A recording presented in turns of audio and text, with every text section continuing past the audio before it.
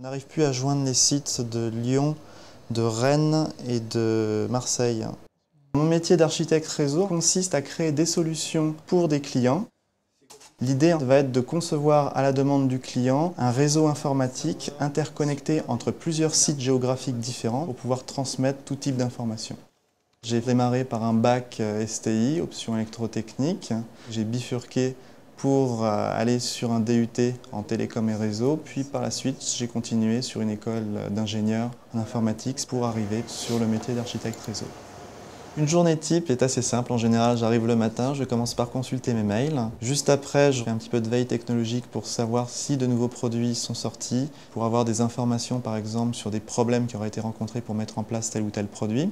Donc je viens de recevoir l'appel d'offres pour un de nos clients justement, donc savoir en fait comment on va monter leur liaison et ce que propose le fournisseur. Je peux être amené également à gérer comme ça les dossiers de mes clients, donc savoir notamment où en est l'avancement de leur dossier, savoir si les différents opérateurs qu'on a contactés pour les appels d'offres nous renvoient des cahiers des charges. Pour un autre client que je pourrais rappeler par exemple, ce sera savoir où en est l'état d'avancement de son réseau, participer justement à l'implémentation de son réseau, donc installer des routeurs, installer des switches, gérer par exemple tout ce qui est liaison, tout ce qui est problème de connectique, rappeler des fournisseurs pour pouvoir remettre en place des lignes rapidement.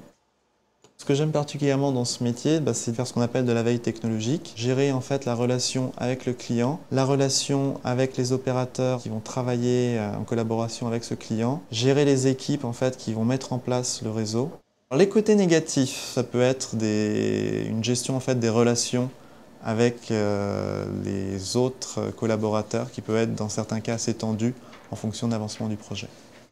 Les différents points pour être un bon architecte réseau, la curiosité, donc se tenir au courant des différentes technologies qui sortent. Également la curiosité sur le terrain, donc le relationnel avec les différents acteurs qui vont participer à un projet. Soit on passe directeur des systèmes d'information d'une société, soit on va travailler par exemple chez un opérateur également comme architecte réseau, soit on peut également devenir commercial. Serveur, vérifier 2-3 choses.